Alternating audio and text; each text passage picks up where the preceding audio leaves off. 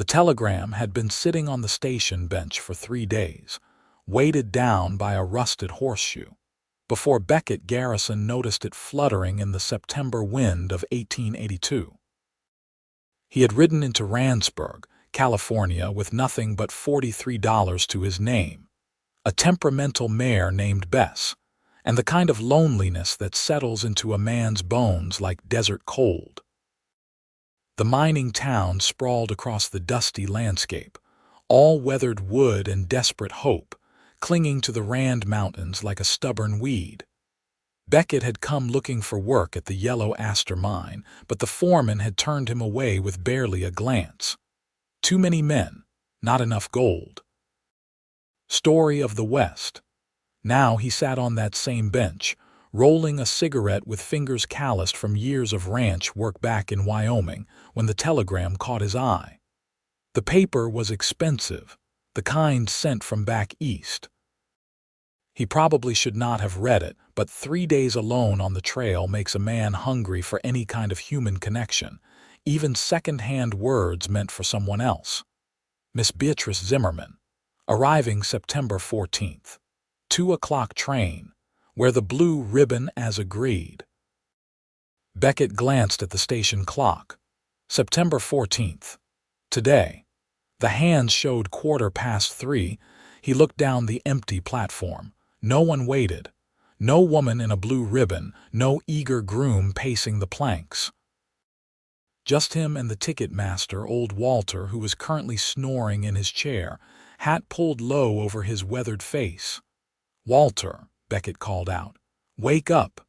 The old man snorted, tipping his hat back with one finger. "What is it, this telegram?" Woman was supposed to arrive on the 2 o'clock train. Anyone come through? Walter scratched his gray beard, squinting at Beckett with rheumy eyes. "Yeah, pretty young thing, dark hair, fancy Eastern dress. Been sitting in the waiting room for near an hour and a half. Keep asking if anyone's seen a feller named Clayton Morris. Told her nobody by that name in Randsburg far as I know." Beckett's chest tightened with an emotion he could not quite name. Pity, maybe, or recognition. He knew what it felt like to be abandoned. She all right. For now. But she is getting that look. That scared look women get when they realize they've been fooled. Beckett stood, tucking the telegram into his vest pocket. He did not know what he planned to do, but his feet carried him toward the waiting room anyway. Through the dusty window, he could see her. She sat ramrod straight on the wooden bench, hands folded in her lap with the kind of precision that spoke of good breeding and proper deportment. Her traveling dress was indeed fancy, a deep burgundy wool that must have been sweltering in the California heat. Dark brown hair was pinned up beneath a small hat, and even from outside, Beckett could see the tension in her shoulders. He pushed open the door. She looked up immediately, hope flaring in her green eyes before dying just as quickly when she saw him. "Excuse me, miss," Beckett said, removing his hat. His sun-bleached hair was too long, falling into his eyes. He brushed it back self-consciously. "I could not help but notice you have been waiting a spell. I am waiting for someone." Her voice was cultured Boston maybe, with crisp consonants and careful vowels, but underneath he heard the tremor. Clayton Morris. Now real hope sparked. "Yes, do you know him? Is he coming?" Beckett shifted his weight, turning his hat in his hands. "Miss, I do not know how to tell you this gentle, but there is no Clayton Morris in Randsburg. I have been in town 2 days now, asking after work, meeting folks. Nobody by that name."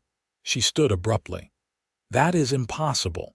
We have been corresponding for 6 months. He sent for me. He sent money for the train ticket. We are to be married. You might want to sit back down, miss." "I most certainly will not. There must be some mistake. Perhaps he is delayed. Perhaps he is at the church. Which church is it? There cannot be many in a town this size." "3 churches, miss, but I do not think. Then I shall try them all." She picked up her carpetbag, smaller than Beckett would have expected for a woman who had traveled clear across the country. "Thank you for your concern, mister.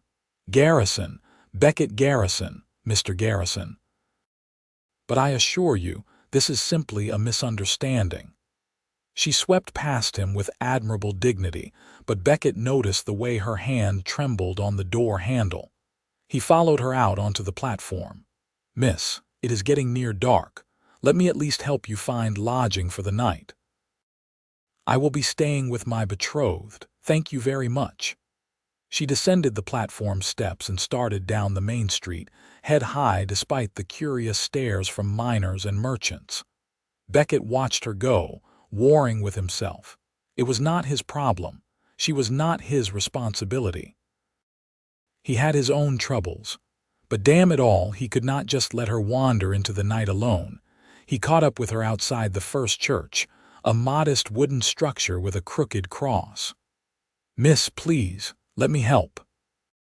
She turned on him, and for the first time he saw the fear beneath the anger. I do not need charity from strangers, Mr. Garrison. I am perfectly capable of managing my own affairs. I am sure you are, but facts are facts. If this Clayton Morris was going to be here, he would have been at that station. And night comes fast in the desert. You do not want to be alone out here after dark. Then what do you suggest? The question came out sharp, defensive. That I simply give up, return east. I spent every penny I had on that train ticket. I have no family, no prospects, nothing to return to. This was supposed to be my fresh start. Her voice cracked on the last word, and Beckett felt something shift in his chest. He knew exactly how she felt. That desperate hope for something better, something new, that hollow terror when hope crumbled. Let me buy you supper, he said quietly. Just supper. We can figure out the rest after. She looked at him for a long moment, really looked at him. He wondered what she saw. A drifter, probably. A rough cowboy with trail dust on his clothes and too much sun in his face. Not the kind of man a proper Eastern lady would normally speak to. Why would you help me? She asked. You do not know me. No, madam, I do not. But I know what it is to be alone and scared in a strange place. And I was raised to help folks when I can. You said you had $43 to your name. I heard you telling the ticket master earlier. You cannot afford to help me. I can afford supper. She closed her eyes briefly, and when she opened them again, the fight had gone out of her. What is your name again? Beckett Garrison. I am Beatrice Zimmerman. And yes, Mr. Garrison, I would appreciate supper very much. The restaurant was called Ruby's, a simple establishment that served miners and travelers alike. The proprietress, a stout woman with flour on her apron and a kind face, showed them to a corner table without comment. If she thought anything about the unlikely pair, she kept it to herself. Beckett ordered stew for both of them and coffee, black and strong. When it arrived, Beatrice wrapped her hands around the tin cup like she was trying to absorb its warmth, despite the lingering heat of the September evening. Tell me about this Clayton Morris, Beckett said after a few minutes of silence. How did you come to be engaged to a man you never met?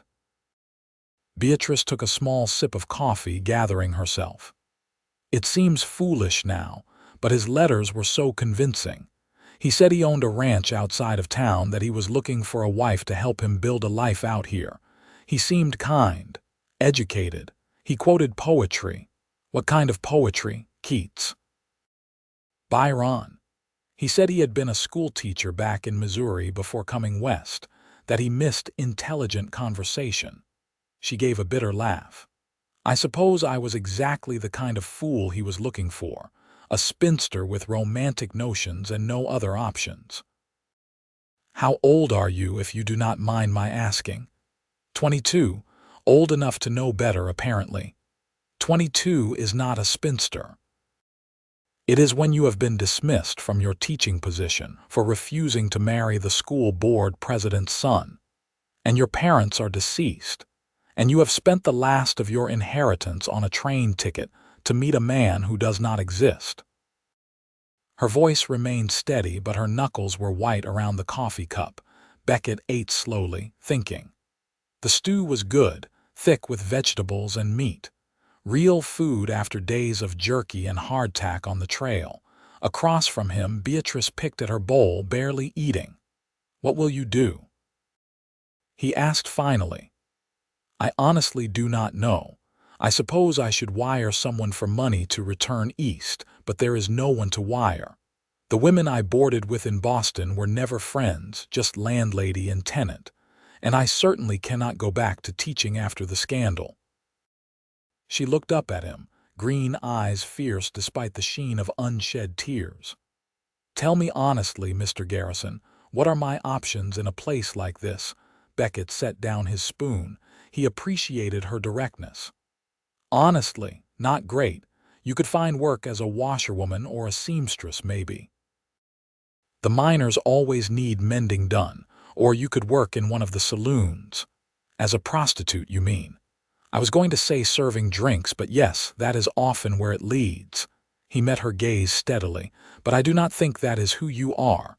You do not know who I am." "No, madam." "But I am getting an idea." They sat in silence for another moment. Outside, the sun was setting, painting the mountains in shades of gold and purple. The temperature was already dropping. Desert nights could be bitter cold. "There is one other option," Beckett heard himself say, the words coming out before he had fully thought them through. "Though you will likely think I am as much a scoundrel as Clayton Morris for suggesting it. I doubt that is possible. What is the option? You came here for a husband. I have $43 and a horse. You have education and gumption. We could, I suppose, make an arrangement." Beatrice stared at him. "You are proposing marriage to a woman you met an hour ago. I am proposing a partnership. You need a name and protection." He paused, surprised by his own honesty. "I need a reason to stop drifting, something to work for besides just the next day's wage." "That is the most unromantic proposal I have ever heard, probably, but it is honest, and that is more than Clayton Morris gave you." She laughed then, a real laugh that transformed her whole face. "You are either the most foolish man in California or the kindest. I cannot decide which. Probably both. I have been told I make poor decisions." He leaned back in his chair, studying her. "I am 31 years old. I have been working ranches since I was 14. I do not drink much. I do not gamble, and I have never raised a hand to a woman.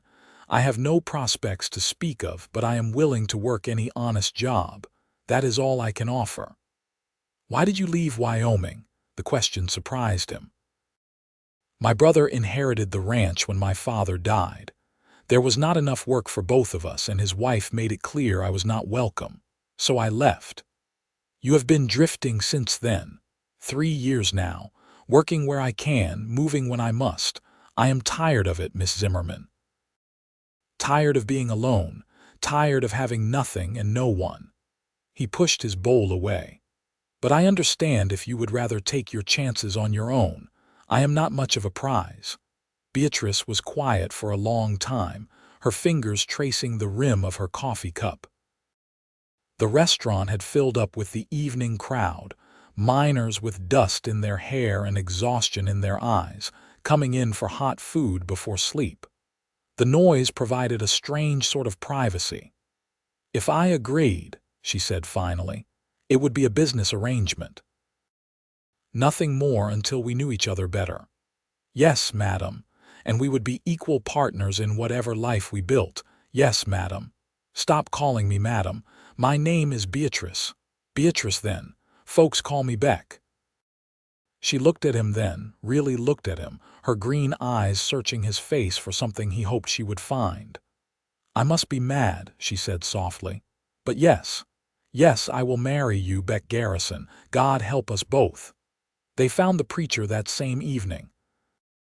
Reverend Hammond lived behind his church, a small cabin with a vegetable garden and a well.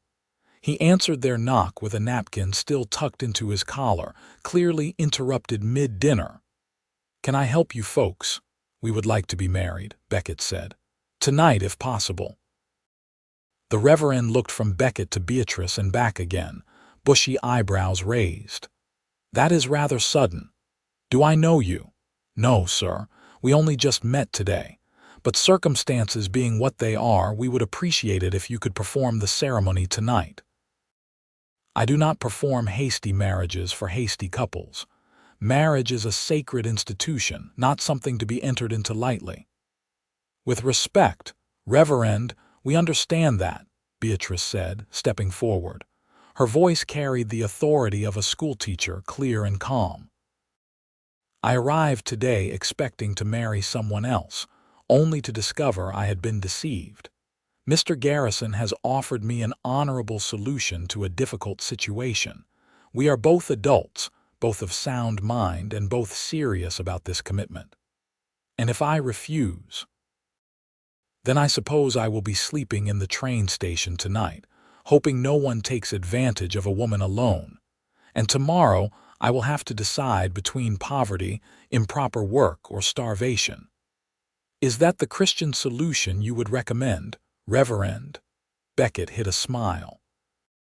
Beatrice might be scared and stranded, but she had steel in her spine. Reverend Hammond sighed heavily. "You make a compelling case, young lady. Very well. Let me get my wife for a witness and my Bible. Wait here." The ceremony was brief and businesslike. Reverend Hammond's wife, a small woman with silver hair and sharp eyes, stood as witness alongside Walter from the train station, whom they had fetched for the occasion. The vows were traditional, the words as old as time. "Do you, Beckett Garrison, take this woman to be your lawfully wedded wife, to have and to hold from this day forward, for better or worse, for richer or poorer, in sickness and in health, until death do you part?" "I do." "And do you, Beatrice Zimmerman, take this man to be your lawfully wedded husband, to have and to hold from this day forward, for better or worse, for richer or poorer, in sickness and in health, until death do you part?" Beatrice's hand was cold in his. Her voice when she spoke was steady. "I do.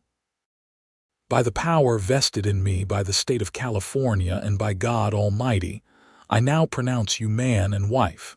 You may kiss your bride." Beckett had not thought that far ahead. He glanced at Beatrice, saw the same awkward realization in her eyes.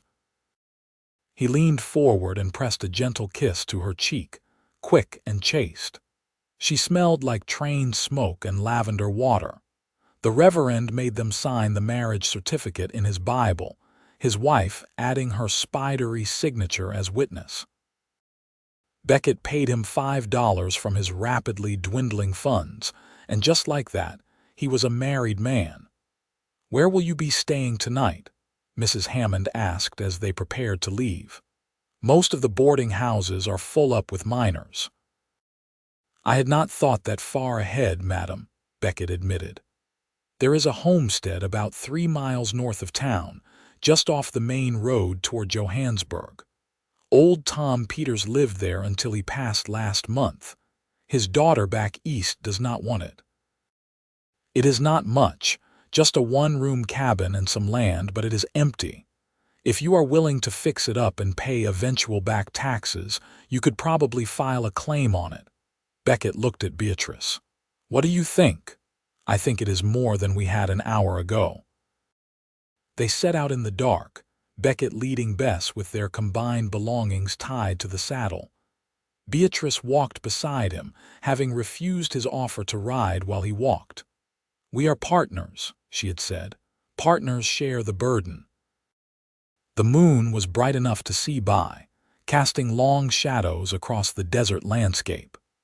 The air had turned cold, and Beckett noticed Beatrice shivering in her traveling dress. He shrugged out of his jacket and draped it over her shoulders without a word. She pulled it close without comment, and they walked on. The cabin, when they found it, was worse than he had expected. The door hung crooked on its hinges, several window panes were broken, and the whole structure leaned slightly to the left like a drunk man at closing time. But it had 4 walls and a roof, and right now that was enough. "Home sweet home," Beatrice said dryly. Beckett pushed open the door carefully, testing the hinges. Inside, moonlight streamed through the broken windows, illuminating a scene of neglect. A rusted stove squatted in one corner, a broken bed frame in another. The wooden floor was thick with dust and blown-in debris. Mice had nested in what was left of the mattress ticking. "I will fix it up," Beckett said quietly. "I promise. It will be better." "I know." Beatrice set down her carpet bag and looked around with her hands on her hips. "We have faced worse today than a dirty cabin. Have we?" "Well, no, but I am trying to be optimistic." Despite everything, Beckett laughed. "You are something else, Beatrice Garrison." "That is the first time anyone has called me that. It sounds strange. You could have kept your name if you wanted." "No, I could not. Beatrice Zimmerman got left at a train station by a man who never existed. Maybe Beatrice Garrison will have better luck." They spent the next hour making the cabin marginally habitable. Beckett swept out the worst of the debris while Beatrice used her carpetbag as a pillow on the cleanest corner of floor. They had no blankets, no food, no light besides the moon. But they had shelter and they had each other. Strange as that was, Beckett settled against the opposite wall, giving her space. "You should try to sleep," he said. "Morning will come early." "Beck, yes, thank you, for today, for everything. Thank me when we have food and a proper roof." "No, I will thank you now. You could have walked away. Most men would have. But you did not." He did not know what to say to that, so he said nothing. They sat in silence, listening to the night sounds, coyotes in the distance, the scuttle of small creatures in the brush. The creak of old wood settling. "Beck," Beatrice said again, softer this time. "Yes, I am frightened. Me too." "That is honest, at least. Always will be. That is one thing I can promise you. Whatever else happens, I will not lie to you. Then we have something to build on." Beckett woke before dawn to the sound of birds. His back ached from sleeping on the hard floor, and his neck had a crick in it that would take half the morning to work out. Across the room, Beatrice was still asleep, curled into a tight ball with his jacket pulled over her like a blanket. He stood carefully, stretching out the kinks. In the growing light, the cabin looked even worse than it had by moonlight. The corners were full of spider webs and mouse droppings. The stove was rusted through in places. The windows definitely needed replacing, not just the broken ones but all of them if they wanted to keep out the winter cold. Winter. The thought brought him up short. It was only September now, but winter in the desert could be harsh. They would need supplies, proper firewood, glass for the windows, food stores. And for all that, they would need money. His stomach growled, reminding him they had not eaten since last night's stew. $38 left. Not much to start a life on. Beatrice stirred, sitting up slowly. Her hair had come unpinned during the night and hung in waves around her face. She looked younger like this, vulnerable. Then she saw him watching and straightened her spine, reaching up to twist her hair back into some semblance of order. "Good morning," she said. "Morning. How did you sleep?" "Poorly, but I have slept worse." "Where was that?" "On the train from Boston. 3 days in a hard seat with a crying baby 2 rows back. This was actually quieter." Beckett walked to the door and looked out at their property. In daylight, he could see it was actually more substantial than he had thought. Maybe 10 acres of scrubland, with a wash running along the eastern edge that probably had water during the spring runoff. There was a small barn, leaning even more dramatically than the house, and what might have once been a chicken coop. "What are you thinking?" Beatrice asked, coming to stand beside him. "That we have a lot of work ahead of us. First thing, I need to ride into town and file a claim on this place, make sure we have legal right to be here. Then I need to find work. We need money for supplies, food, everything." "What can I do?" "Can you really sew like you said last night?" "Of course. My mother taught me." I can mend, alter, even make new garments if I have fabric and a pattern. Then maybe you can take in mending work. Miners are hard on their clothes. There might be money in it." Beatrice nodded, then looked down at her burgundy traveling dress, already dusty and wrinkled. "I will need different clothes myself. This is not practical for frontier life." "How much money do you have left?" "None.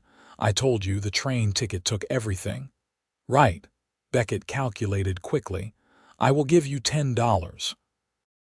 That should buy some practical dresses and maybe fabric for taking in work. I will use the rest for filing the claim and buying basic supplies. We will eat simple for a while." "How simple?" "Beans and cornmeal simple. Maybe some bacon if we are lucky." "I can work with that."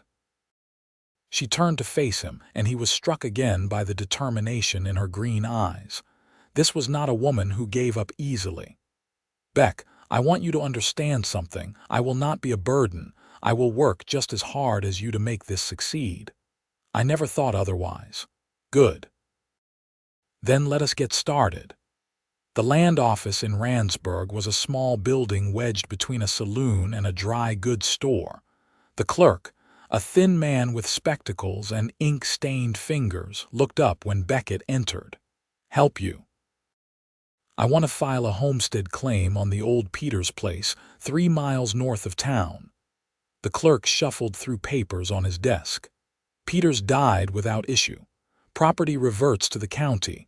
You wanting to buy or file under the Homestead Act?" "Homestead Act if I can." "You married?" "As of last night."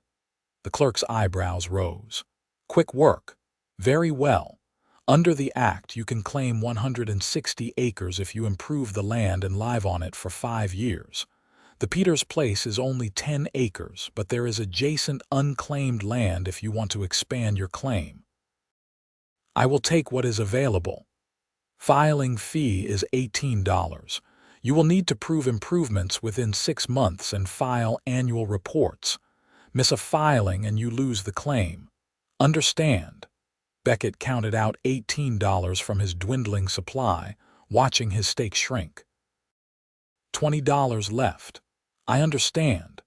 The paperwork took the better part of an hour. The clerk was thorough, recording every detail in his meticulous handwriting. Finally, he stamped the document with an official seal and handed Beckett a copy. "Congratulations, Mr. Garrison. You are now a landowner." "Thank you." Beckett stepped back out into the bright morning sunlight, the paper folded carefully in his vest pocket. A landowner. The words felt strange. He had worked other people's land his whole life, but this was his and Beatrice's. His next stop was the general store. With $20, he needed to be strategic. Beans, cornmeal, flour, salt, coffee, a bit of bacon, a cheap pot and skillet, 2 blankets, matches, soap. By the time he was done, he had $11 left and a pack so heavy he could barely lift it. "Starting a homestead?" the shopkeeper asked as he tallied the purchases. "Yes, sir, the old Peters place." "That place is in rough shape. Going to take a lot of work to make it livable. I know it." "Well, good luck to you. Come back when you need more supplies." "I give credit to honest homesteaders after they prove themselves." "Appreciate that." Beckett loaded the supplies onto Bess, who snorted in protest at the weight. "I know, girl," he murmured, stroking her neck, "but it is for a good cause." His last stop was the Yellow Aster mine office. The foreman who had turned him away 2 days ago was outside, supervising a crew loading ore into wagons. "Excuse me," Beckett called. "You still not hiring?" The foreman squinted at him. "We are full up on regular crew." "Why?" "I am not looking for regular work anymore. I filed a homestead claim." "But I could use day work when you have it. I am good with horses, good with repairs, good with just about anything that needs doing." "Where is your claim?" "Old Peters place, north of town." The foreman spat into the dust. "That wreck. You have your work cut out for you." He considered for a moment. "Tell you what, I need someone to haul timber up from Johannesburg day after tomorrow. Pay is $2 for the day, plus you keep any scraps. Interested? Yes, sir. I will be here at dawn. See that you are. Beckett walked back through town leading Bess, feeling lighter despite the heavy pack. It was not much, but it was a start. Day work would keep them fed while he fixed up the homestead, and if Beatrice could bring in money from sewing, they might just make it. He found her at the cabin, sleeves rolled up, attacking the interior with a broom she must have made from bundled brush. She had opened all the windows despite the missing panes, letting in fresh air and sunlight. The place already looked better. "You have been busy," he said. "I cannot stand filth." She leaned the broom against the wall, wiping sweat from her forehead. "Did you file the claim?" "Done.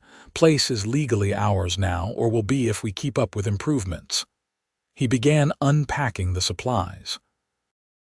"I also got us food and blankets, and I have work day after tomorrow. $2 for hauling timber." "That is wonderful." She came over to examine the purchases, running her hand over the rough wool blankets. "This is more than I expected. It is not much. It is everything we need to start." She looked up at him, and for the first time since he had met her, she smiled. A real smile, warm and genuine. "We are going to be all right, Beck. I feel it." "I hope you are right." "I am always right. You will learn that about me." He found himself smiling back. "I look forward to it." They spent the rest of the day working on the cabin. Beckett repaired the door hinges using wire and determination, then patched the worst holes in the roof with scraps of wood from the collapsed chicken coop. It was not pretty, but it would keep out the rain. Beatrice continued cleaning, her efficiency suggesting she had done this kind of work before. She scrubbed the floorboards until they showed their original wood grain, cleared out all the mouse nests and spider webs, and even managed to get the rusted stove door to close properly. "Where did you learn to do all this?" Beckett asked during a break. They sat outside, sharing water from his canteen and eating cold beans straight from the can. "Necessity. After my parents died, I lived in a boarding house that was only slightly better than a slum. The landlady did not believe in cleaning. If I wanted a decent room, I had to do it myself." She took another drink of water. "What about you? Where did you learn carpentry, ranch work? You learn to fix everything when you are miles from town and cannot afford to hire it done." "My father used to say a man who could not fix his own fence was not worth the land it stood on." He sounds stern. He was, but fair. Worked himself to death, literally. Heart gave out when he was 53. "I am sorry.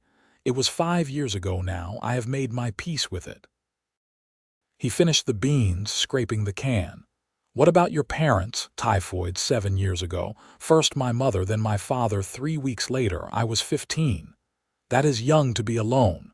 "Yes." She set down the canteen, staring out at the desert landscape. "I stayed with neighbors for a while, then went to normal school to become a teacher. It seemed like a stable profession. Respectable. A way to support myself." "What happened with the school board president's son?" Her jaw tightened. "He was 47 years old, twice widowed with 5 children. The board president thought I would make an excellent third wife and free governess. When I declined, he made it clear my position was contingent on reconsidering. So I told him exactly what I thought of him, his son, and their expectations. 3 days later I was dismissed for inappropriate conduct." Beckett let out a low whistle. "Good for you." "Good for me." She turned to look at him, surprised. "I lost my position.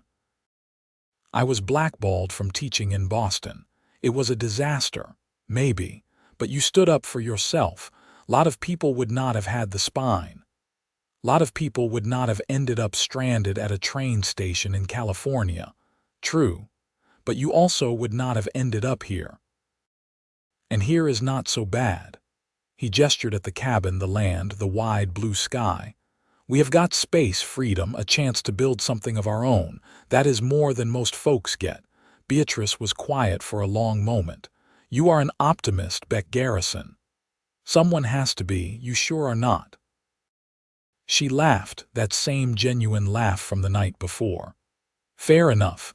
Very well, I will try to be more optimistic, starting with this cabin. By the end of the week it will be livable. That is my promise. And I promise by the end of the month, we will have money coming in steady and proper glass in those windows. Then we have a plan. She stood, brushing dust from her skirts. Now, if you can get a fire started in that stove, I will make us a proper dinner. Cornmeal mush is not fancy, but it is hot. Hot sounds like heaven right now. That night, they ate sitting on the floor by lantern light, Beckett having bought a cheap tin lantern and oil with the last of his money. The cornmeal mush was bland but filling, and Beatrice had somehow coaxed coffee from the grounds that tasted almost good. Tomorrow I will go into town and see about sewing work, Beatrice said, scraping her bowl clean.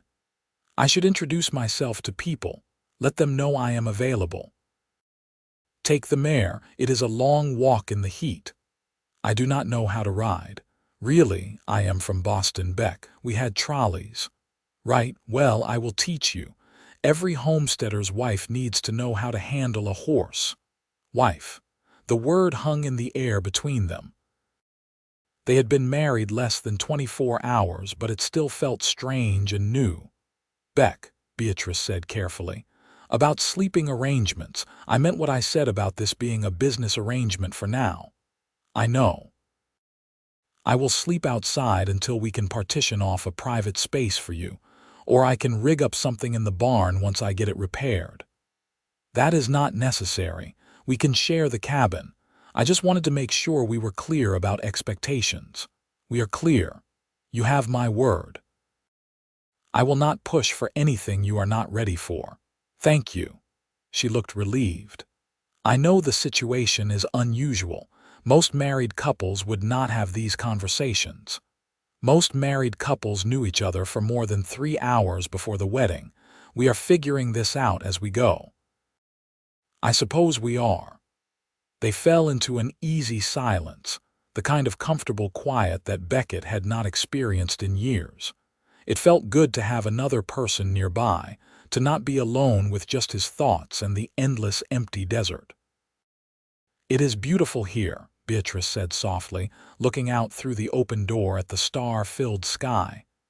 Different from Boston, bigger somehow, more open. Wait until you see it in the spring, desert blooms like you would not believe. All kinds of flowers pushing up through the sand, colors everywhere. You have been in California before. Worked a ranch near San Diego for a few months a couple years back. Beautiful country, but the owner's son was a bastard who liked using his fists on the hired help. I left before I did something I would regret. You have moved around a lot. Too much. I am tired of moving, Beatrice. I want to stay somewhere, build something that lasts. That is what this place represents to me, roots. I understand that. I have been rootless since my parents died. Always temporary housing, temporary positions. Nothing permanent, nothing mine. Ours now. Ours, she agreed. The hauling work 2 days later was brutal. Beckett spent 14 hours loading and unloading heavy timber, driving a wagon along rough roads, and trying not to let the foreman see how exhausted he was. By the time he made it back to the cabin with his $2 and a pile of wood scraps, every muscle in his body screamed. Beatrice met him at the door with water and concern. You look terrible, feel worse. But I got paid and got wood for repairs. He sank onto the floor, too tired to care about propriety. How was your day? Productive. She handed him a plate of beans and bacon. I met with 5 different families in town. 3 gave me mending work. 1 wants a new dress made for her daughter, and the church ladies hired me to make altar cloths. Between all of it, I should make about $7 this week. That is wonderful. He ate mechanically, too tired to taste the food. What did you use for supplies? I negotiated. They provide the thread and fabric, I provide the skill. For the dress, she gave me an advance to buy material. I was very careful with the accounting. You are amazing. She looked startled. I am practical. There is a difference. Can it not be both? She did not answer, but he saw a faint blush color her cheeks. After a moment, she sat down beside him, keeping a respectful distance. Beck, I have been thinking. If we are going to make this homestead work, we need more than just day labor and sewing. We need livestock, maybe chickens for eggs to sell, and a milk cow if we can afford one. All good ideas, but that takes money we do not have. I know, but I did some calculations. If you keep taking day work and I keep sewing, we might have enough saved by spring to buy some chickens. And there is a widow in town, Mrs. Fletcher, who has too many animals and not enough help. She said she might be willing to sell us a laying hen and rooster on credit if we promised to pay her back from the egg money. Beckett set down his plate, looking at her with new appreciation. You figured all that out in one day. I told you I am practical. And I have always been good with numbers. We need a plan, Beck, a real plan for how to make this work. Then make one. I trust your judgment, she blinked. Just like that, you trust me. Why would I not?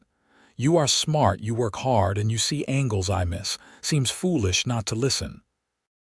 Most men would not want their wives making financial decisions.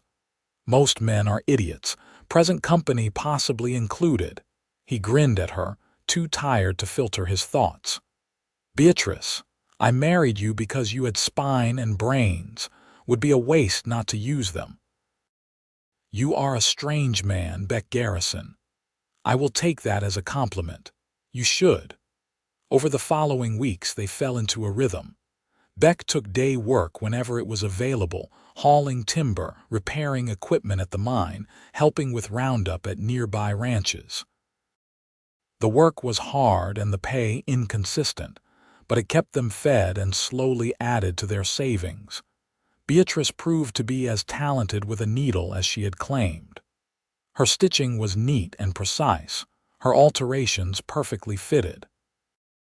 Word spread quickly through Randsburg that the new homesteader's wife was an excellent seamstress, and soon she had more work than she could handle. She sewed by lamplight every evening, her fingers flying over fabric while Beck worked on cabin repairs, true to Mrs. Fletcher's word. They acquired 2 chickens on credit, a brown hen Beatrice named Henrietta, and a scrawny rooster Beck called General for his aggressive strutting. The chickens lived in the repaired coop and provided 2 eggs most days, which Beatrice sold for 3 cents each or bartered for supplies. By October, they had glass in half the windows. By November, Beck had reinforced the roof and built a proper lean-to for Bess. The cabin was still rough, but it was warm and dry. On cold nights, Beck slept on one side of the room, Beatrice on the other, with the stove banked between them. They maintained their respectful distance, but increasingly, Beckett found himself aware of her presence in ways that had nothing to do with business arrangements. She had proven herself a dozen times over. She never complained about the hard work or rough conditions. She could laugh at disasters, like the time General escaped, and they spent 2 hours chasing him through the scrubland. She listened to Beck's stories about growing up in Wyoming with genuine interest, and shared her own memories of childhood in Boston. Somewhere in those weeks of working side by side, of shared meals and shared struggles, friendship was growing. Maybe something more than friendship, though Beck tried not to examine that too closely. She had married him out of necessity, not choice. It would not be fair to expect more than she had agreed to give. But Lord, she was beautiful. Especially in the mornings when her hair was still loose and she stood at the stove making coffee, humming old hymns under her breath. Especially when she smiled at him over some small victory, like the day they finally got the barn door to close properly. especially when she fell asleep over her sewing, needle still in hand, and he carefully removed it and draped a blanket over her shoulders. He was falling in love with his wife, and he had no idea if she felt anything for him beyond gratitude and partnership. The first real test came in mid-November when Buck Mason rode up to their property. Beck was outside chopping wood when he heard the hoofbeats. He set down the axe, hand moving instinctively to the old revolver he kept tucked in his belt. Out here, unexpected visitors could mean trouble. The rider who emerged from the dust was big, well-dressed, and sitting on a horse that cost more than Beck earned in 6 months. Everything about him screamed money and entitlement. "Help you," Beck called. "You the squatter on the Peters place. I am Beckett Garrison, and I have a legal homestead claim filed with the land office. That makes me a homesteader, not a squatter. Same difference to me." Buck Mason dismounted with the casual arrogance of a man used to getting his way. "This land borders my ranch. I was planning to expand onto it. You need to move." The land was unclaimed. I claimed it legally, so no, I do not need to move. You do not understand. I own the water rights for the wash that runs through here. Come summer, you will have no water. Better to sell now and avoid the trouble. The wash is seasonal anyway. I will dig a well." "With what money?" Buck laughed. Look at you, look at this place. You are barely scraping by." "I will give you $50 for your claim. That is more than generous for 10 acres of scrubland." "Not interested."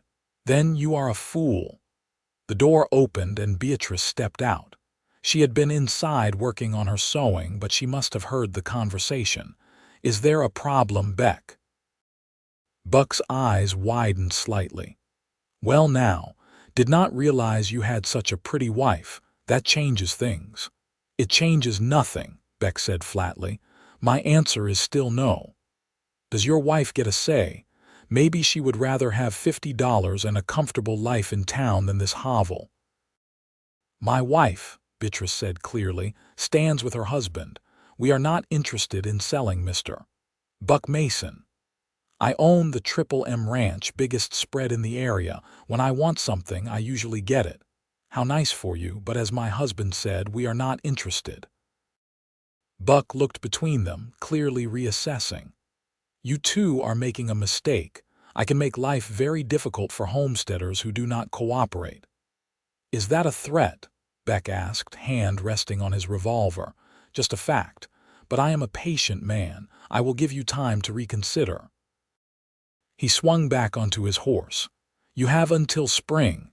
After that, offer is off the table and we do things the hard way." He rode off, leaving a cloud of dust and implied menace. "Well," Beatrice said after a moment, "he seemed pleasant. That is one word for it." Beck picked up his axe, angry energy flowing through his muscles. Buck Mason has a reputation. He has run off smaller homesteaders before by cutting off water or having his men cause trouble. Can he really control the water? Legally? Probably not. But out here might often makes right. If he has enough men and we do not, the law does not much matter. Beatrice was quiet, thinking. Then we need to make sure the law does matter, and we need friends. Other homesteaders, people in town who would speak up if Mason tries something underhanded. You are thinking like a chess player. Chess is about protecting your king. This is about protecting our home. Same principle. She looked at the cabin, the land they had worked so hard to improve. "I will not let some bully with money take this from us, Beck. Neither will I." That evening they sat by the fire planning strategy. Beatrice suggested they file the water rights for the wash themselves, which Beck did the next day at the land office. They also began making more connections in town, being friendly and helpful to other homesteaders and small ranchers who might be natural allies against someone like Buck Mason.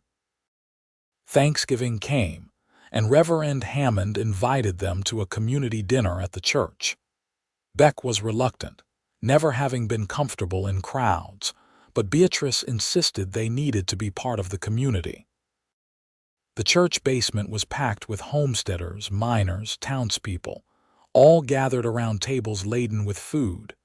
Turkey, stuffing, mashed potatoes, pies of every variety. It was more food than Beck had seen in months. Everyone, Reverend Hammond called for attention. Before we eat, I want us to go around and share what we are thankful for this year. There were the usual responses: health, family, good fortune. When it came to Beck, he stood awkwardly, hat in hand. I am thankful for my wife, he said simply, and for this community that has given us a chance. He sat down quickly, embarrassed by the attention. Beside him, Beatrice's hand found his under the table and squeezed. He squeezed back and did not let go even after the prayers were done and the meal began. Winter came hard that year. The first snow in early December was a shock to Beatrice, who had not realized it could snow in the desert. They woke to a thin white blanket covering everything, the temperature well below freezing. "Is this normal?" she asked, wrapped in both their blankets and still shivering. "Desert winters are cold, but this snow will melt off by noon. It is the nights you have to worry about." Beck fed more wood into the stove. "We are going to need more firewood, a lot more." He spent the next week ranging farther out to find dead wood, dragging it back by rope when there was too much to carry. Beatrice helped him split and stack it against the cabin wall. By the time they were done, they had a woodpile that should last through the worst of winter. Christmas Eve found them snowed in, a rare heavy storm having dumped 6 inches of white powder across the landscape. They could not make it to town, could not attend services. They were alone, just the two of them and the chickens huddled in their coop. "I am sorry," Beck said. "I know you probably wanted to spend Christmas with other people. Actually, I am quite content here." Beatrice was stitching a shirt by lamplight, a Christmas commission she needed to finish. "This is the first Christmas in years I have not been alone in a boarding house room. That is something." "Still, you deserve better than this." She set down her sewing. "Beck, can I tell you something honestly, always? I am happier here than I have been since before my parents died. Yes, we work hard. Yes, we are poor. Yes, this cabin is small and drafty and nothing like what I grew up with. But we built this together. We are partners. I have purpose and companionship and hope. That is worth more than comfort." Beck stared into the fire, throat tight. "I am happy too," he said quietly. "Did not think I would be after Wyoming, after all the years drifting, but this feels right." "You feel right." The words hung in the air. He had not meant to say that last part. Beatrice was silent for a long moment. "Beck, look at me." He turned. She had set aside her sewing entirely now, hands folded in her lap. "I need to tell you something," she said. "When I married you, it was for practical reasons. I was desperate and you offered a solution. But these past months working together, building this life together, I have come to care for you. Truly care. And I think maybe it is time we stopped pretending this is just a business arrangement." Beck's heart hammered. "What are you saying?" "I am saying I want this to be a real marriage in every way. If you do, if I do." He moved to sit beside her, careful not to crowd. "Beatrice, I have been half in love with you since you stood up to Reverend Hammond on our wedding night. I just did not think you felt the same. I do. I really do." He reached for her hand, lacing their fingers together. "Then yes. Yes to everything. To being partners and lovers and truly married. To building a life together, not just a homestead." She smiled, that beautiful smile that transformed her whole face. "Then I believe we should seal this arrangement properly." "How do you mean?" Instead of answering, she leaned forward and kissed him. Not the chaste peck from their wedding, but a real kiss, soft and warm and full of promise. Beck kissed her back, one hand cupping her face, the other pulling her closer. She tasted like coffee and cinnamon, and he wanted to drown in her. When they finally broke apart, they were both breathing hard. "That was," Beatrice started. "Yes, we should probably." "Yes." They smiled at each other, suddenly shy despite what they had just shared. Then Beatrice stood, holding out her hand. "Come to bed, husband." "Yes, wife." They made love slowly, carefully, learning each other in the firelight. Beck had been with women before, but never like this. Never with someone he loved, someone who was his partner in every way. Beatrice was tentative at first, admitting this was her first time, but soon relaxed into his arms. Afterwards, they lay tangled together beneath the blankets, her head on his chest, his arms around her. "Best Christmas present ever," Beck murmured into her hair. Agreed. Spring came slowly, winter reluctant to release its grip. But by March, the snows had melted and green things were pushing up through the desert soil.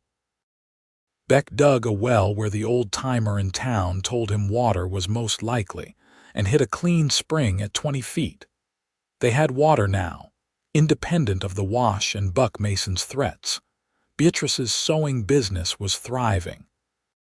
She had saved enough to buy a proper sewing machine from a catalog, and the investment quickly paid for itself in increased productivity. They purchased 4 more chickens, a milk cow, and even began talking about adding a room onto the cabin. Beck took on more ambitious work, hiring himself out for fence building and barn raising. The other homesteaders respected him, knew him for an honest worker and good neighbor. When the Johnsons' barn caught fire, Beck was first on scene to help put it out. When old Mrs. Fletcher got sick, Beatrice nursed her and brought her meals until she recovered. They were becoming part of the community, putting down the roots Beck had longed for. In April, Buck Mason showed up again. "Offer still stands," he said, sitting on his horse at the property line. $50 for your claim, last chance." "Answer is still no," Beck replied. He was working on the new room addition, hammer in hand. "And you are on my property without permission, so I would appreciate you leaving." "Your property?" Buck laughed. "You really think you can hold on to this?" "Times are changing, Garrison. Small homesteaders like you are dying out. Big ranches are the future." "Maybe, but today this is my land, and I am asking you politely to leave. And if I do not, then I stop asking politely." For a moment Buck looked like he might push it, then he shrugged. "Have it your way. But when you fail, and you will, do not say I did not warn you." He rode off. Beatrice came out of the cabin, wiping her hands on her apron. "How much longer is he going to threaten us? Until he realizes we are not going anywhere. Or until he does something stupid and we have to involve the sheriff." "I do not like this, Beck. Men like him do not take no for an answer." "I know. But we have friends now. Other homesteaders, people in town. He cannot just run us off without consequences." He hoped he was right. The trouble came 2 weeks later, in the form of the Garrison's fence being cut and their chickens scattered. They lost 3 hens to coyotes before they could round up the flock. Then their water trough was knocked over, wasting precious water. Then someone took pot shots at Bess while she was grazing, close enough to scare her but not quite close enough to hit. "It is Mason," Beatrice said after the last incident. "It has to be.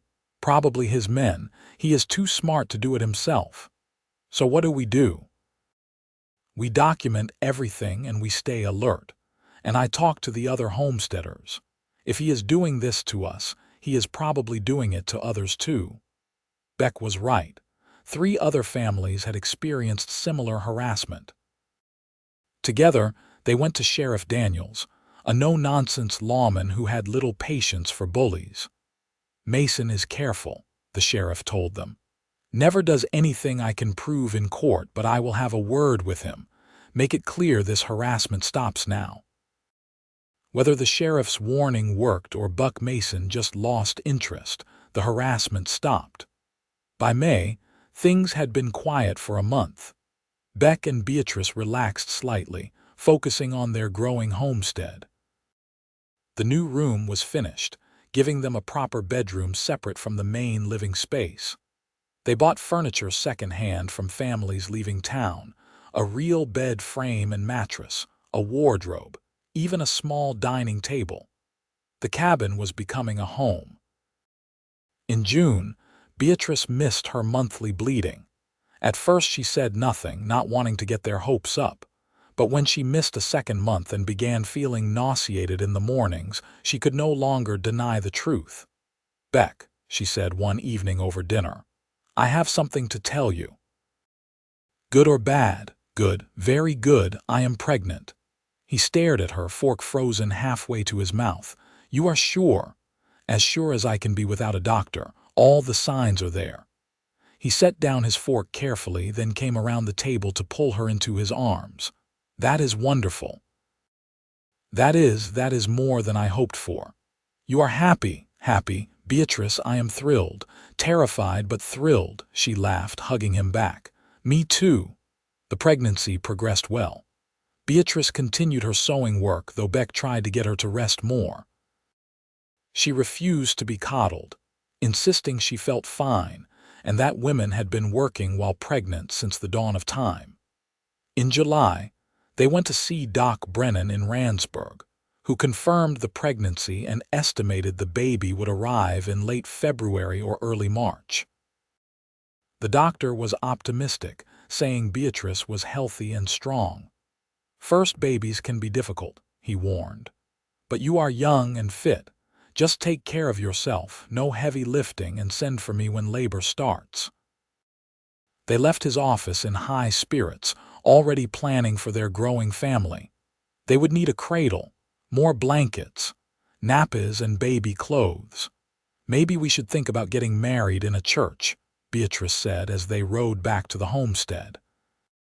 Beck was driving a borrowed wagon, Beatrice sitting beside him, one hand resting protectively on her still flat stomach. "We are already married." "I know, but that ceremony was so rushed, so practical. Now that we love each other, now that we are having a baby, I would like to renew our vows properly, in front of God and our friends. If that is what you want, then that is what we will do." They held the ceremony in August in Reverend Hammond's church. Half the town turned out, curious and supportive. Beatrice wore a new dress she had sewn herself, simple white cotton with lace at the collar. Beck wore his only suit, cleaned and pressed for the occasion. This time, when they exchanged vows, the words meant everything. This time, when Beck kissed his bride, it was with love and commitment and the promise of a future together. At the reception in the churchyard, their friends toasted them with lemonade and wished them well. Even Sheriff Daniels showed up, tipping his hat to the happy couple. "You did good, Garrison," the sheriff said. "Not many men could have turned that situation around like you did." "I did not do anything. Beatrice is the one who made it work." "Then you are both lucky." "Yes, sir, we are." Autumn came again, bringing cooler temperatures and the first anniversary of their meeting at the train station. Beatrice was showing now, her belly round beneath her apron. Beck found himself constantly amazed that there was a child growing inside her, their child, a whole new person they had created together. "You ever think about that first day?" Beatrice asked one evening. They were sitting outside, watching the sunset paint the mountains gold and purple. "When you found me at the station, all the time. I was so scared, so angry, I thought my life was over. And now I know it was just beginning." She took his hand, placing it on her belly. "Feel that," he did, a flutter like a butterfly trapped under her skin, their baby moving. "That is amazing," he whispered. "That is our miracle." November brought the first snows. December brought Christmas, their second together but their first as a truly married couple. They invited Mrs. Fletcher and several other friends for Christmas dinner, their cabin filled with laughter and warmth. In February, the weather turned bitter cold. Beatrice, now heavily pregnant, spent most of her time near the fire, sewing tiny garments and blankets. Beck hovered anxiously, terrified something would go wrong. "Stop fretting," Beatrice told him for the 100th time. "Women have been having babies forever. I will be fine." "But what if something happens? What if then we will deal with it, together, like we deal with everything?" Her labor started on a Tuesday morning in early March. Beck immediately rode to fetch Doc Brennan, then paced outside while the doctor and Mrs. Fletcher tended to Beatrice inside. He could hear her cries through the walls, and it took every ounce of control not to burst in. The hours crawled by. Noon, afternoon, evening. Finally, just as Beck was about to lose his mind, he heard a new sound, a baby's cry, strong and healthy. Mrs. Fletcher opened the door, smiling. "You have a son, Mr. Garrison. Both mother and baby are doing well." Beck stumbled inside. Beatrice lay in their bed, exhausted but radiant, holding a tiny bundle wrapped in blankets. He approached slowly, almost reverently. "Meet your son," Beatrice said softly. The baby was red-faced and squalling, with a shock of dark hair and tiny fists waving in the air. Beck reached out one finger to touch his son's hand, and the baby immediately gripped it with surprising strength. "He is perfect," Beck whispered. "You are perfect. I do not know how to thank you. Just love us. That is all I need." "That is easy. I already do." They named him Thomas, after Beatrice's father. Little Tom, as they called him, was a healthy baby with strong lungs and an appetite to match. He kept them up at all hours, demanding to be fed and changed and held. Beck had never been so exhausted or so happy.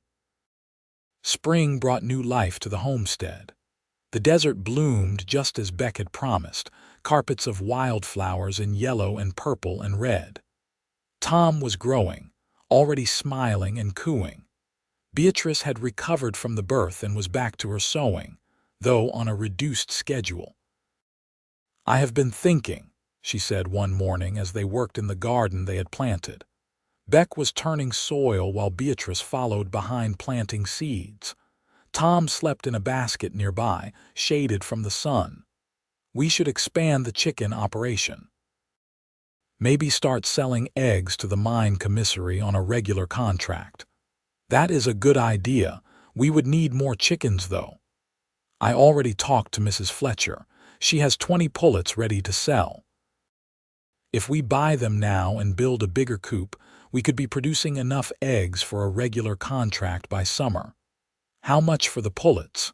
$30. "I have saved almost that much from my sewing. We could afford it." Beck sat back on his heels, looking at his wife. She held their son on one hip, dirt on her hands, planning their future with the same determination she brought to everything. "Do it," he said. "I trust your judgment. We should decide together. We are deciding together. I am deciding to trust you, and you are deciding on chickens." "Partnership, remember," she smiled. "Partnership." By summer, they had 40 chickens and a contract to supply the Yellow Aster Mine commissary with 10 dozen eggs per week.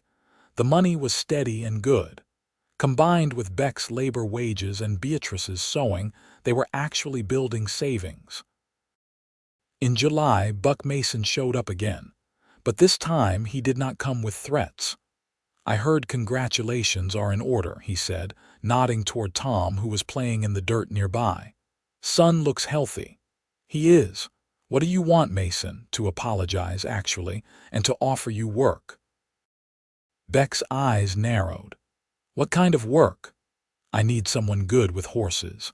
My foreman quit and went back east. You have a reputation as an honest worker and good horseman. I would pay $40 a month plus a share of the spring calf crop. You could keep your homestead, work for me during the day." "Why me?" "Because you stood up to me, did not back down even when I made things difficult. That takes grit. I respect that even if I did not show it well." Buck shifted in his saddle. "Look, I will be honest. I have been a bastard to a lot of homesteaders over the years. Thought they were in my way. But my wife died this winter and it made me think about things differently. About what kind of man I want to be. I am trying to do better." Beck looked at Beatrice, who had come out of the cabin at the sound of voices. She gave a tiny nod. "I will consider it," Beck said.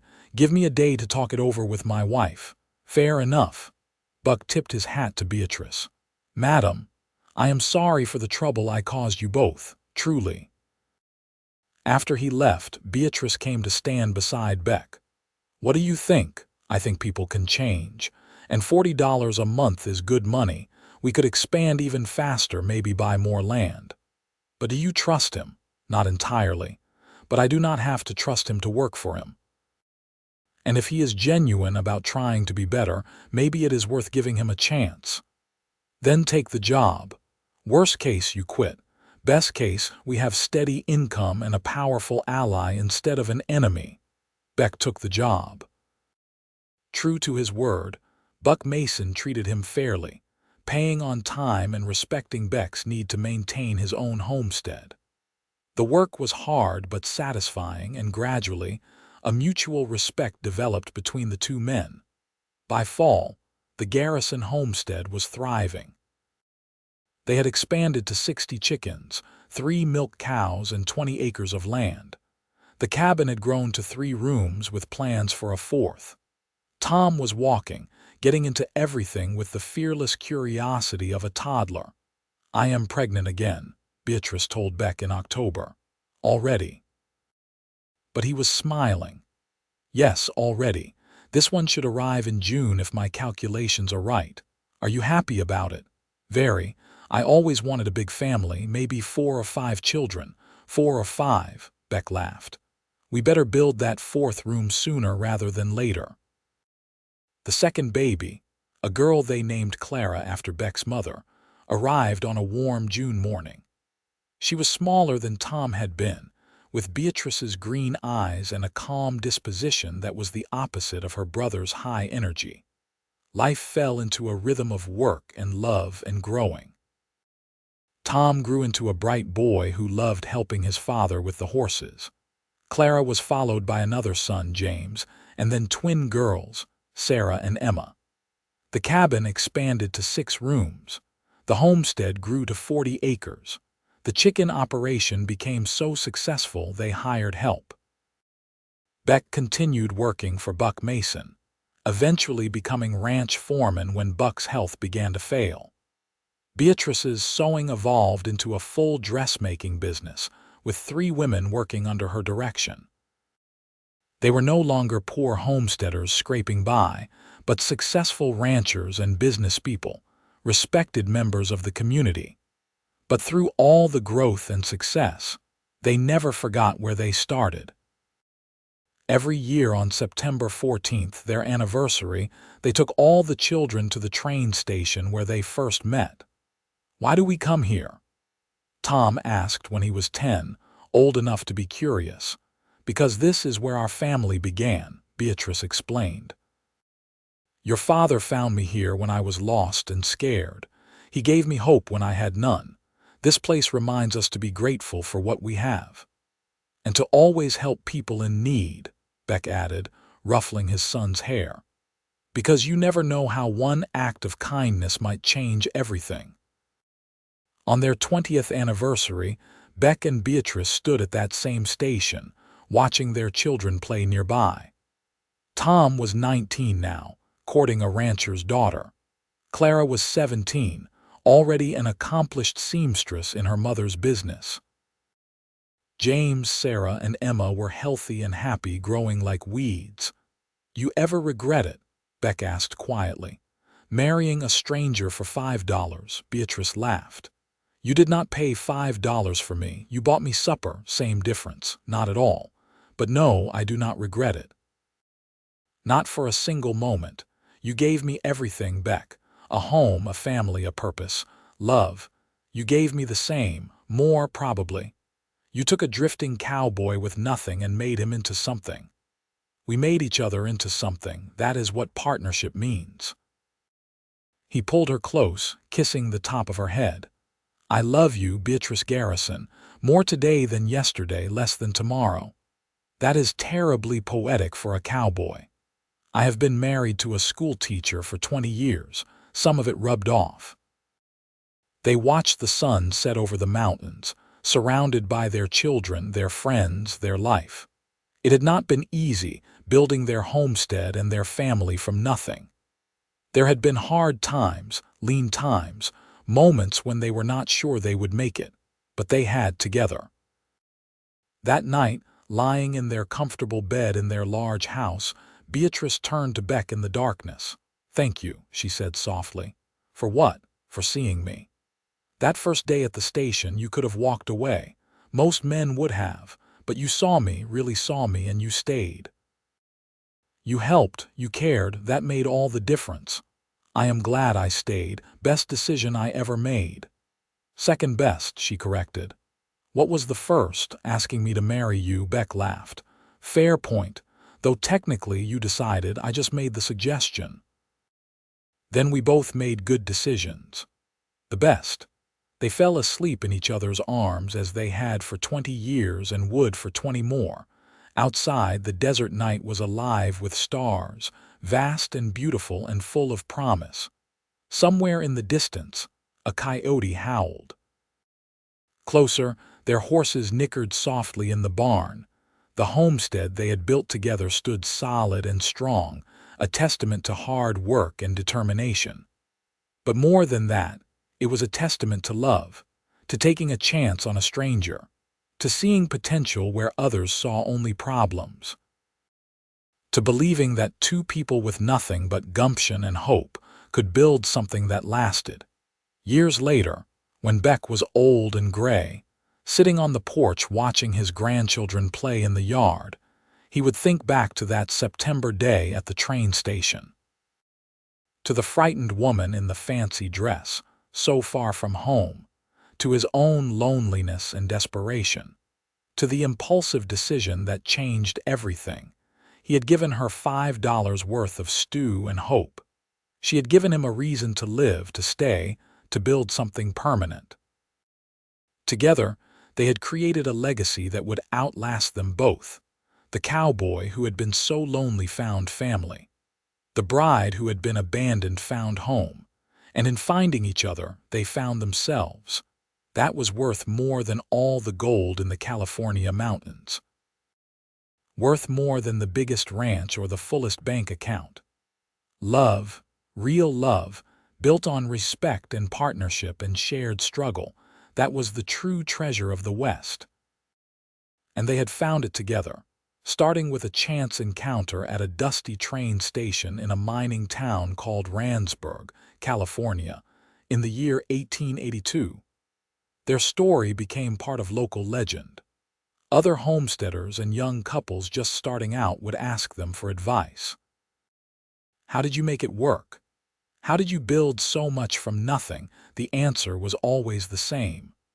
Hard work, faith, and partnership, and maybe a little bit of luck in the form of a lonely cowboy who stopped to help a stranger one September afternoon. Beck passed away peacefully in his sleep at 73, Beatrice holding his hand. She followed him 2 years later, surrounded by children and grandchildren and great-grandchildren, dozens of lives that existed, because a drifter with $43 decided to buy supper for a woman he had never met. The homestead stayed in the family for 4 generations. The original cabin, expanded and improved over the years, was eventually turned into a museum celebrating the pioneer spirit. And on the wall, in a place of honor, hung a faded piece of paper. A marriage certificate, dated September 14, 1882, joining Beckett Garrison and Beatrice Zimmerman in holy matrimony. Below it, a small brass plaque told their story. The lonely cowboy and the abandoned bride who built an empire of love from nothing but determination and hope. Visitors came from all over to see it, to read the story, to be inspired by what 2 people could accomplish when they chose to see possibility instead of problems, partnership instead of limitation. And every September 14th, the family gathered at the old homestead to celebrate. Not just Beck and Beatrice's anniversary, but the idea that love can bloom in the most unlikely places. That kindness to strangers can change the world. That sometimes the best things in life come from the worst circumstances. The story of Beatrice and Beck became the story families told their children. A reminder that home is not a place you find, but something you build. That family is not just blood, but the people you choose to stand beside. That love is not always romance and passion, though it can grow into that. Sometimes love starts as simple human decency, as one person reaching out to help another in need. And sometimes, that simple act of kindness can change two lives forever. The desert still bloomed every spring, carpets of wildflowers pushing up through the sand, just as Beck had promised Beatrice on their first days together. The mountains still glowed gold and purple at sunset. The train still stopped at Randsburg Station, though not as often as it once had. But the legacy of Beatrice and Beck endured. In the land they claimed and the family they built. In the business they started and the community they helped shape. In the example they set of what two people could accomplish when they worked together with respect and love and unwavering commitment. Their story was the story of the West itself, of people coming from nothing, facing impossible odds, and building something lasting through sheer determination. Of finding home not in a place but in a person. Of love that grew slowly and steadily, like desert plants pushing roots deep into unforgiving soil, until it was unshakable. A lonely cowboy paid $5 for the bride left at the station, but what he really bought was a future. What he really found was himself. And in doing so, he gave a frightened young woman the chance to become who she was meant to be, a partner, a mother, a businesswoman, a pillar of the community, a woman whose strength and intelligence and kindness touched hundreds of lives. She changed his world forever, but he changed hers too. And that mutual transformation, that growing together instead of apart, that was the real miracle. Not that they fell in love, but that they chose every day to keep loving, to keep working, to keep believing in each other and in the life they were building. That was their legacy. Not just a successful ranch or a thriving town or dozens of descendants, but the proof that love, real love, could overcome anything. That two strangers could become soulmates. That home was wherever you made it, as long as you were with the right person. Beck and Beatrice Garrison. The cowboy and his bride. Two people who met by chance, married by necessity, and loved by choice. Their story was one for the ages, a testament to the enduring power of hope, kindness, and partnership. And it all started with $5, a train station, and the simple human decision to help someone in need. Everything else, all the love and family and success that followed, grew from that single seed of compassion. In the end, that was the moral of their story. That we never know how our actions will ripple outward. That a moment of kindness can change not just one life, but generations. That taking a chance on someone, believing in them when they cannot believe in themselves, can create something beautiful and lasting. The lonely cowboy found love. The abandoned bride found home. And together, they found everything they had ever needed and more than they had ever dreamed possible. That was how their story ended. Or rather, how it continued, in the lives of everyone they touched, in the family that carried on their name and their values, in the land they had claimed and nurtured and passed down through the generations. It was a good ending. A happy ending. The kind of ending that made all the struggles worthwhile. The kind of ending that reminded everyone who heard it that miracles still happened, that love could conquer all, that two people with nothing but each other could build a life worth living. Beck and Beatrice Garrison lived that truth. They proved it every day of their lives, and their story, told and retold around dinner tables and campfires, became part of the fabric of the West itself. A legend, a love story, a reminder that sometimes the best things in life come from taking chances on people, on believing in possibility, on choosing love over fear. They changed each other's worlds forever. And in doing so, they changed the world for everyone who knew them, who learned from them, who was inspired by their example. That was their true legacy. Not wealth or land or business success, though they achieved all those things. Their legacy was love. The love they built together, starting from nothing, growing it into something that lasted long after they were gone. And it all began on September 14, 1882, at a dusty train station in Randsburg, California, when a lonely cowboy noticed a telegram and decided to help a stranger in need. $5 for supper. A lifetime of love in return. That was the bargain they made, though neither knew it at the time. That was the miracle they created. Two lives intertwined, two worlds forever changed, all because one man looked at a frightened woman and saw not a burden but a partner. Not a problem but a possibility. Not a stranger but his future wife, Beck and Beatrice Garrison.